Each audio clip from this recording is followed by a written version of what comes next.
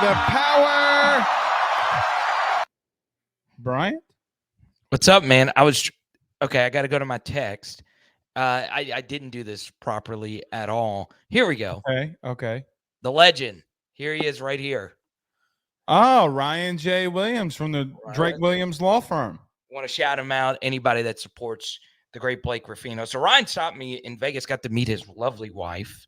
And I meant to talk about this last week, but I wanted to shout him out and all the support he's giving you. And folks, like I always say, you see these spots that run, if you're ever in a bind and you need those guys to help you out, yeah, you've heard the spots a gazillion times. Go support AYS because wait till you see what I got in store next week. If you're really in the bind, you're going to need to call these people. You know what? Tyreek Hill was about to have to call these people. So little part in that. So look, Carter, we got lots that we need to get to. I'm glad that you're here a little bit earlier because I think that there's a lot of things that you and I need to discuss. Now, I didn't really go into great detail about Brian Kelly's press conference. Yeah. Because I kind of wanted to wait for you on some of these things. But let's start here. Carter, why is it that most LSU fans at the current moment, and even myself included, I would assume maybe you're the same way here, why, even though in a win, do we feel bad about what we saw on Saturday in the win versus Nicholls? You should, in many ways, right? Because there was a lot of struggle busing. And look, Blake, in my pregame show, I'll let it be known. I kind of kept this quiet. I actually went pretty heavy on Nicholls. I liked what I saw from Nicholls. And part of why I kept my backdrop red is to show them some love for not rolling over like some of these other non-power fives that LSU has played in the past. Mm-hmm. I'm actually kind of glad that they gave this team a competitive run for their money, especially early on in this game. You know, Blake, if that safety doesn't happen, the feeling of the second half is a lot different. Now, I know a whole lot changes if the safety doesn't happen and sequencing and all that stuff, but it was a really, really self-inflicted wound, big play that went in LSU's favor, and it kind of kept that 9-point difference to where LSU could feel comfortable with the 2-possession lead. It really was that big. Mm-hmm. But you should feel, very concerned, Blake. There was a very real lack of playmaking on the defensive side of the football, right? There were some high-level plays that Nicholls made in tight coverage, and you do give them a lot of credit for that. But what happened simply was unacceptable on so many different levels, right? Defensively, you showed a lot of holes that, quite frankly, weren't there versus USC. I felt, Blake, like the USC game was full of plays where the Trojans just made phenomenal plays. And this game versus Nicholls, there was a lot of defensive hiccups that you wouldn't have expected. Now, I want to give you a lot of credit for sounding the alarm on this guy a little bit before others. I was very pleased with Shone Washington, right? That was a guy that I started hearing was getting better in camp, but a lot of it was from you. But in spring, he was not this level of player, right? He had some rough goes at it during spring football. And I give that guy a lot of credit, Blake, for being a scout team guy, as like you said a minute ago, Brian Kelly referenced. He played really well. I understand it's Nicholls, but he played really well in a somewhat dire situation with Jacoby and Guillory getting hurt. So I tip my hat to Shone Washington. I also tip my hat to Gabriel Relaford. He did some really good things. But overall, the defense needs to be better if LSU is going to accomplish the goals that they want to accomplish. And the same thing could be said about offense as well. The safety that Nicholls had was a 25-yard team rush loss. That's how college does their team rushing stats, right? That's a good point. That's a really good point. So it was a 25-yard deal, and at the end of the game, Nicholls ran for 150 yards on the total stat line. But the truth was they ran for 175 yards on you. Guggenheim put his head down. I mean, Guggenheim, look, I might go to college football at 25 and just do a creative player at running back and name him Guggenheim. Right. I mean, I understand he's a good football player. And really, Blake, like this is one of those things where if you know high school football in Louisiana, which I am not an expert in under any circumstance, if you really knew high school football in Louisiana, not a lot of people were surprised that he had the game that he had. Apparently, He is. Did you know about this guy in high school? Okay, so We apparently talked about him on Thursday for 15 minutes, and people in the chat told me to shut up. Yeah. So apparently it was this high school legend at John Curtis, which obviously is, home with some of the best running backs we've ever He had seen. 307 yards rushing in high school in a game for against somebody. That's insane. So we knew this is, I didn't know, but you knew, and people that follow Louisiana high school football closely knew that this guy was good, but you shouldn't have made him look like prime Toby Gerhardt out there, or Marshawn Lattimore just running through and around. He was a slim version of Mike Allstott on Saturday. But to my point, Carter, they ran. I mean, you got an FCS team coming in here and running for 175 yards on you. And the problem that I have is that I don't think that a lot of people played inspired.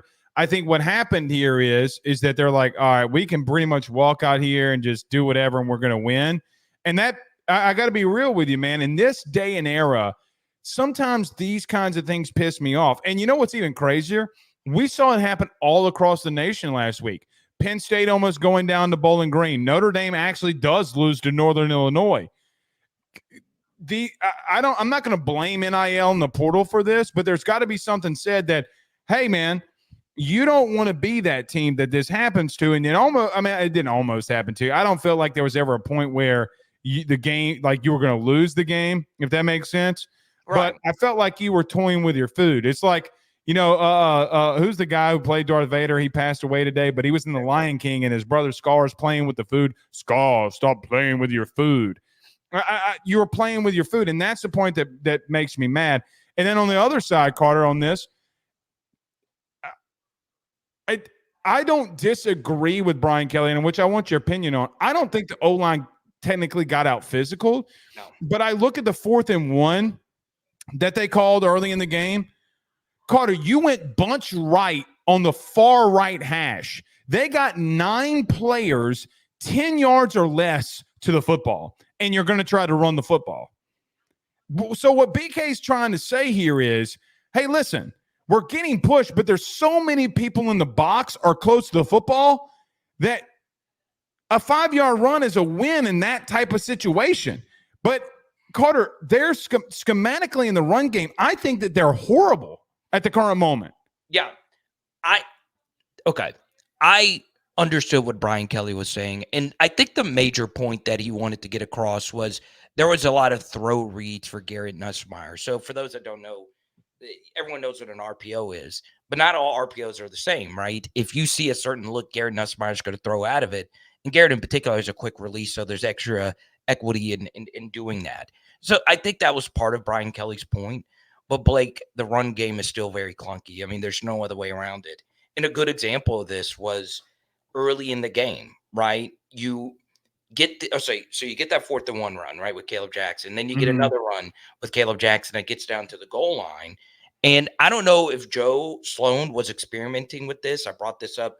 I was actually still live watching the play happen. I was like, what Joe Sloan's about to do is about to fail, right? Because he brought in a heavy set when Caleb Jackson was like, hey, let's just keep it going. Like he was just, let's go. Let's just run another play and just pound this in. That's what most coaches would have done. Was it the pop pass play to Xavion?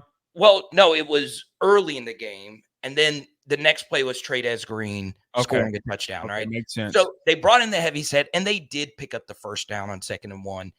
But it was a 1-yard gain, right? I felt like if you would have just hurried up and just ran the next play, Caleb would have run in with ease, right? But you tighten the formation, which I hate, didn't learn from what we learned versus USC. And Blake, the guy who ended up making the play on that 2nd and 1 run was the guy who came into the formation defensively because you brought the receiver in tight, right? It drove me crazy when the Miles Brennan years teams versus Missouri did the same thing. You don't want to tighten the formation if you're trying to run the ball short, right? You never really want to do that, Blake, because they know what's coming, right? You know it's an offensive line. I know you can't see this, but I took a picture of this. Look how many people right here are close to the ball. Yeah, you don't. Like they're trying to run the football here. You can count it. That's 9 players, Carter. And by the way, that back safety, I mean, yeah, he's not going to come up and make the play at the line of scrimmage. That's not, I mean, to me here, that's damn near 9 dudes in the box that you're trying to run against. So when Brian Kelly's out there talking about that, he's not wrong. But here's the problem that I have in him saying that. Then fix it. Yeah. Look. Why are you going bunch right on the far right hash? Yeah, look, I don't mind like doing that into the boundary, but in that situation, I'm with you. I'm not the biggest fan of that. Like, here's a really crazy thought. You ready? Let's go. Run the football to the wide side of the football field behind 66 and let him get to work. I like doing that too. And one thing I will say, Blake, is Will Campbell had a fantastic game versus Nicholls. Oh, he killed that poor kid. That was murder. That was a borderline murder. So he was the only player I thought played that played pissed off. Yeah, no, I'm with you. And look, I felt like I'm growing on DJ Chester as a center. I thought he made a really crucial play when Paul Mabenga had to step in at left guard and got beat to the inside.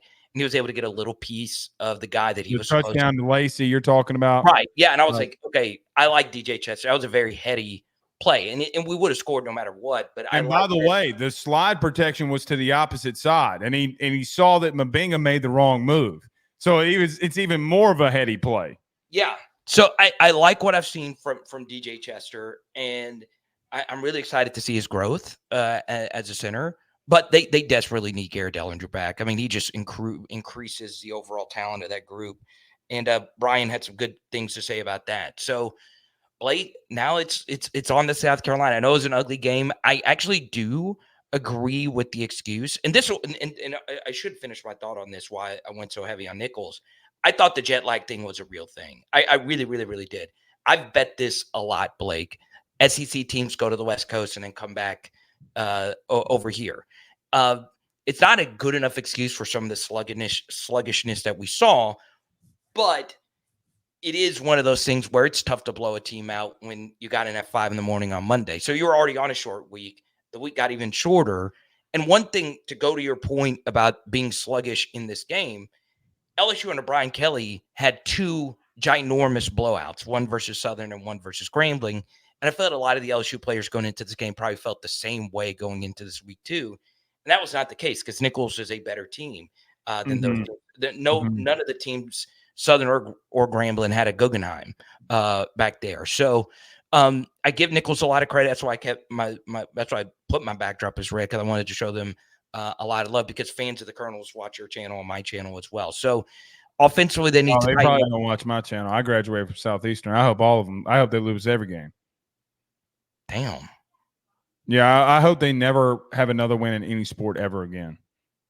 Come on. Southeastern's biggest rival. I hope they lose every game. No, don't do that. Don't do that. Yeah, to Nicholls, I mean, you have Nicholls supporters. No, sorry, Nicholls. Sorry, I love Thibodeau, but I hate Nicholls. Do you agree with Brian Kelly that Thibodeau got some fine women up in there, man? I mean, I don't know what to tell you. My best friend married a girl from Thibodeau. Yeah, them women crazy.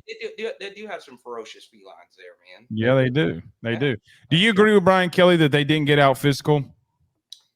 Yeah, to a certain degree. Say the truth. Say the truth. I'm kind of in the middle, because look, as far as like out physical, like I'm still like, I'm concerned on how good I feel about Sean Washington moving forward, because like I felt like he really did some good things in this game. He did good things in camp, man. He did some really good things in camp too. And the way I understood it, the way it was explained to me during spring, was that was not the case. So I am very excited that this guy was on scout team, got his shot, and played really freaking. He's going to play this week. Yes. So like, I don't want to say like, yeah, we didn't win the battle of the line of scrimmage or whatever, because you had some guys really do some good things this past weekend. But yeah, yes and no. Now, I am really excited though, Blake, to see how they perform versus South Carolina, because this matchup is very interesting in the trenches, right? South Carolina's defensive line has surprised a lot of people, and statistically, they have been the best defensive line in the SEC over the first couple of weeks, right? Mm-hmm. And you're going up against LSU's offensive line, which most feel has a lot of talent, but has performed under expectation. But the fascinating thing about this, Blake Theodore Frederick Ruffino, is it's the other side that I'm actually more excited about, right? South Carolina's offensive line is still not good. This is still not a great group. And I think some of the success they had versus Kentucky was just Kentucky starting to fatigue to a certain degree. And you give Because their offense couldn't stay on the field. And right. And they did a good job, South Carolina, of putting Robbie Ashford in that game and not putting it on Lenore Sellers. And that Sellers got hurt. Yes. So that's why they did it, but it ended up working out because Ashford is so damn athletic, right? But Sellers came back in, made some good throws and all of that. But the truth is, Blake, yeah, you lost Jacoby and Guillory, but this to me is still, and you might have a different opinion on this, is still one of the worst offensive lines in the SEC. So I think if the LSU defensive line is going to have a good game, right? I feel like the first couple of games they've kind of held water, right? I don't think that they were just god awful versus USC, and the same thing is true versus Nicholls. This should be a matchup that if LSU is going to turn out to be a good team, this defensive line should have some advantageous situations, even though they're going to be in a true road game environment. So I'm really excited to see this group go to work versus South Carolina. Does the impending weather and all the things that might go sideways and Brian Kelly having to deal with the weather like this for the first time here, like 11 a.m. kickoff, you got Pate there, you got game day there. Those kinds of things worry me. And I think that crowd with what might be, they might be playing in a thunderstorm here. I mean, Carter, there's a lot of adversity. I get what you're saying about the Kentucky offensive line, but there's a lot of adversity that LSU's got to overcome here. Like, this is no cakewalk. This is like, Carter, I said that this is the biggest game in Brian Kelly's tenure at LSU. This is as must-win gets. And I'll push back on this. I don't think that the O-line for Kentucky played bad because of how they were able to establish the running game, right? It's like they were not bad in the running game. It's just Brock Vandagriff stinks. You just think Carter, he's 3 for 10 for 40 yards, and 30 of it came on one play. Yeah, you shouldn't just recruit 5-star quarterbacks just for the sake of it. Just for the sake of it. As Florida State. But I look at South Carolina. So let's get to them and preview this game a little bit. Carter, you talked about their offensive line. Their defensive line. Man, they're giving up 8 points on defense the last 2 weeks. And regardless of what we think about it, the only reason they gave up a touchdown to Old Dominion was because their corner slipped and they ran a fade route that got completed. And last week they blanked Kentucky. They blanked them. They got to a couple of field goal situations because their offense, like Lenore Sellers threw a really bad pick. They were able to get a first down in the running game, so they kicked the field goal. And then the other one was the same type of situation their defense didn't give up any points. It was based off of field position of why those points were given up, if that makes sense. Yeah, no, I'm with you. So I look at the last 2 weeks. Maybe Old Dominion's offense stinks. Maybe Kentucky's offense stinks. But I look at Dylan Stewart as an example. That dude doesn't stink. Yeah, he's special. He's very, very, very, very special. Yeah, and other members along their defensive line doesn't stink. And I got to be real with you. I think the interior of their defensive line is better than what people are making them out to be. They were getting dude, the pass rush from the interior that South Carolina got made Vandagriff's move, which then got Dylan Stewart involved in this. That was the most impressive thing to me about it. I do think the game day stuff does move the needle a little bit more for South Carolina than if this was, like, let's say, like Alabama or something like that. If the SEC network was going to be there, I'd be like, yeah, okay, whatever. Yeah, and I love the SEC network, but game day is the Super Bowl, basically. And South Carolina fans know that they may not get game day anytime soon, and they probably have a good idea that they're not going to go to the playoff. So they're going to treat this game like it's their Super Bowl, right? This will be the second biggest game they play outside of Clemson at the end of the year, right? So, and they need a big win here, Carter, for the Beamer era. They're just as fiending for a win as we are at the current moment. Yeah, and one thing that does concern me, okay, is like you look at some of these other SEC programs, and then you look at South Carolina. they have some massive upsets under Shane Beamer, right? Now, did they come in back-to-back weeks? Yes. Do some people think there was some extracurriculars in that Tennessee and Clemson back-to-back a few years ago? Yes, but Shane Beamer's the kind of You're coach. talking about with Michigan and the Yes, sign stealing, right? but Shane Beamer is the kind of coach that is perfect for pulling off upsets because, well, he He's comes his from daddy, dude. he comes from a coach that had to win a lot at a very difficult place, and that coach was the best guy at getting special teams turnovers, right, and getting Mm-hmm. just like magical plays out of nowhere. That was everyone know when you played a Beamer team. Everybody knew that. You better expect it on Sunday or on Saturday. Yes, everyone knew that he either had not necessarily a trick play, but he's going to get his guys played up. And Shane Beamer's done that. Like he's done that. You know, you saw last year in the Georgia game, right? They lost Juice Wells right in the middle of it, and well, they only lost that game 24-14. And yeah, it helped that Spencer Rattler played amazing, but at the same time, 24-14 is ridiculous versus Georgia in Athens. So Beamer's going to have them ready to play, but Blake, for some reason, I feel LSU is going to play by far their best game on Saturday. And I am one of the more skeptical LSU people out there of the roster going into this year, in particular when it comes to defensive talent. But I do think there are some things, even though this is an 11 a.m. game, this is the first true road game. You're going from Vegas to Baton Rouge, and now you're going to the East Coast. I still think LSU is yet to play their absolute best four-quarter game. And I feel like we could see a real possibility of us overrating South Carolina going into this game and underrating the upside of LSU. And look, one thing I'll say, the biggest guy that's had the biggest question marks up to this point, Blake, has been Harold Perkins. Right? All right, well, that's where I was about to go. Yeah. Let me get to the question that I wanted to ask you here. Lenore Sellers I didn't like the comparison at first when Brian Kelly today said he reminds him of Anthony Richardson, but the more that I thought about it and the more I went back and watched Sellers, I don't think it's a bad comp. Carter, I am worried for Perk and the guys in the interior are just in reference to the linebackers when it comes to Perkins versus Sellers. That dude can run. And look, I love Perk more than the next guy. Perk is not – I don't want to say he can't take on Sellers. He can.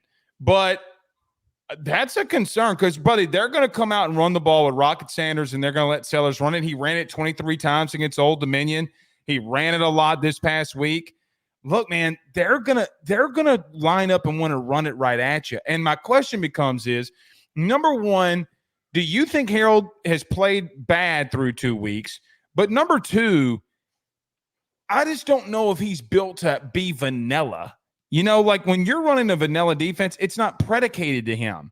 And you did nothing special play calling wise on defense. You ran cover two, you ran man, and you ran some quarters. That's all you ran in this game. Yeah. Okay. So this is twofold. Am I concerned about Rocket Sanders running the football right at Harold Perkins? You bet your ass I am. Like you better be. That's not necessarily the absolute best thing. What I will say though is Harold Perkins does give you a little extra something when it is a dual threat quarterback back there, because Lenore Sellers and Robbie Ashford, both of them, can outrun almost every linebacker that they can play. Besides Perkins. Besides Harold Perkins. In the first 2 weeks, LSU has played pocket quarterbacks, right? And obviously, I'd much rather play pocket quarterbacks who can't run because that's one less thing that you have to defend. Mm-hmm. But on the other end of it, Harold Perkins becomes a more valuable weapon when you are going up against quarterbacks who can really outrun you, right? You go back to Perk's freshman year. Where were his big games? Well, they were against the quarterbacks who can extend plays, right? It was Robbie Ashford, where you had a great game in that game. Then obviously versus Arkansas, versus a quarterback who only ran. And then Bryce Young, who was a play extender, right? That's where Perk gives you a little extra something. So this could be a game where you start to see some of his talent when quarterbacks try to extend plays, and Harold closes down faster than any linebacker you've ever seen while you play quarterback, right? Sellers has not seen someone of that athletic ability ever in his life. And Robbie Asher He knows made some bad reads off of pressure from the outside. He had a fumble. Right. He got sacked twice off of it. So that's going to be critical because he's not seeing that too. And look, has Perk played well? No, he's not. All right. Has he played just you thought his USC game was bad? Because I mean, look, man. No, I didn't think it was. I didn't think it was. I didn't think he led your team in tackles. He had 2 tackles for loss, Carter. I mean, he blew up the backfield in one play where they had a punt. I just don't think he's built for being vanilla. Right. And I think when Perk isn't getting a sack, the fan base freaks out. Yeah. And I agree with you. I don't think he's just been terrible per se, but I'm glad that they've stuck with it. They didn't bail, even though it's not been the absolute best. And obviously, Brian Kelly, brought up in the press conference today that they're trying to figure out what is the best way moving forward with all of this. I do think this game does set up nicely for him, because I do think there'll be a few plays where he does run down the quarterback. But at the same time, part of, this learning process for him is playing linebacker while also being very patient at linebacker, right? When you're so used to your first instinct being downhill, that's where you can run into a lot of issues if you're playing linebacker. And, one thing I would say is you take a look at the best playmaking linebackers of all time. Like, if you take a look at their best highlights, a lot of them aren't plays where they are immediately running a gazillion miles per hour downhill, right? It's them reading the play and then doing that thing, right? So I understand this is NFL and it's different, Blake, but there was a viral play. Oh, you're talking about against the Cowboys. Yes, okay. So you know exactly what I'm talking about. Over Shone, who is a linebacker very similar to Harold Perkins, right? This is a guy coming off an ACL, and he was so patient and waited till he made Deshaun Watson decide to run. He was daring him. He was like, all right, 4th and 6, you want to beat me?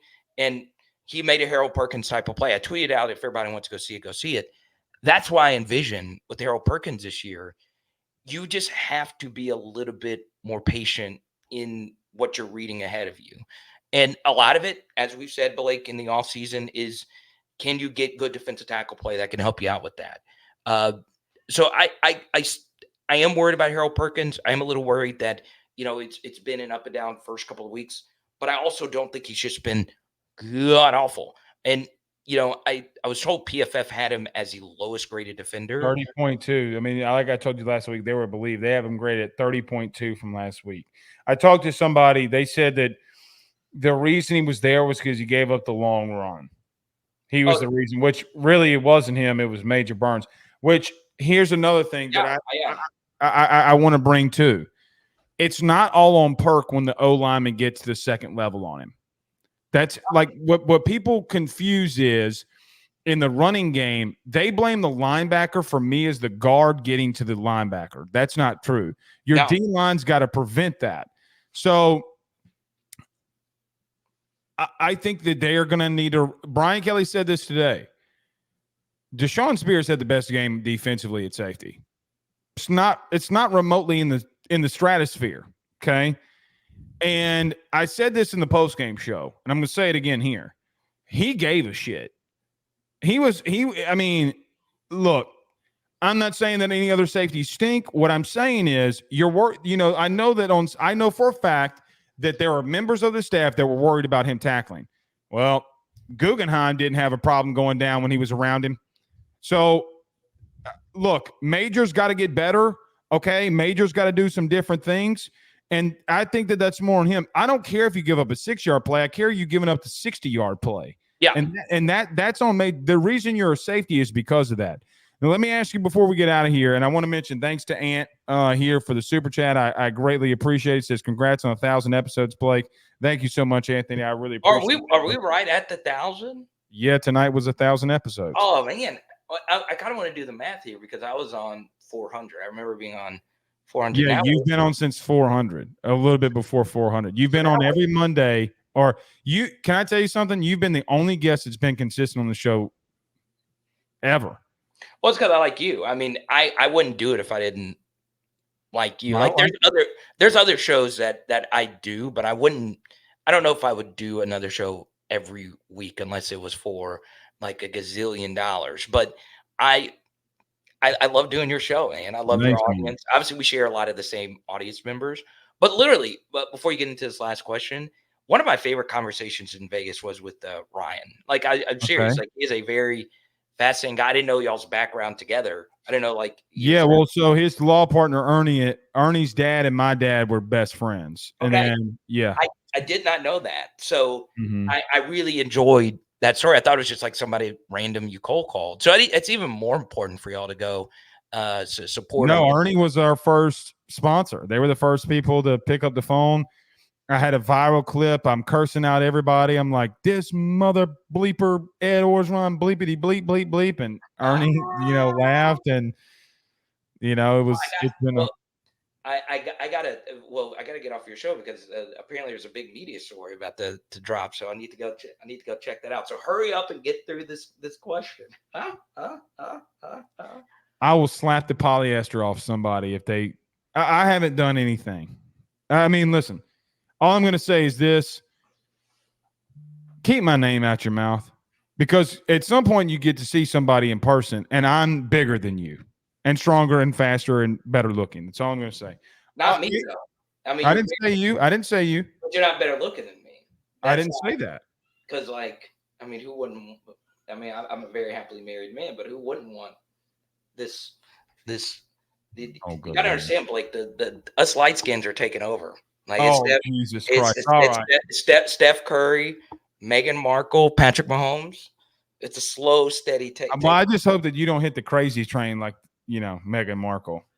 Well, hurry up with this last question because I do want to see this media beef. Let's go. Okay. Well, I have no idea what's going on, to be honest with you, but whatever.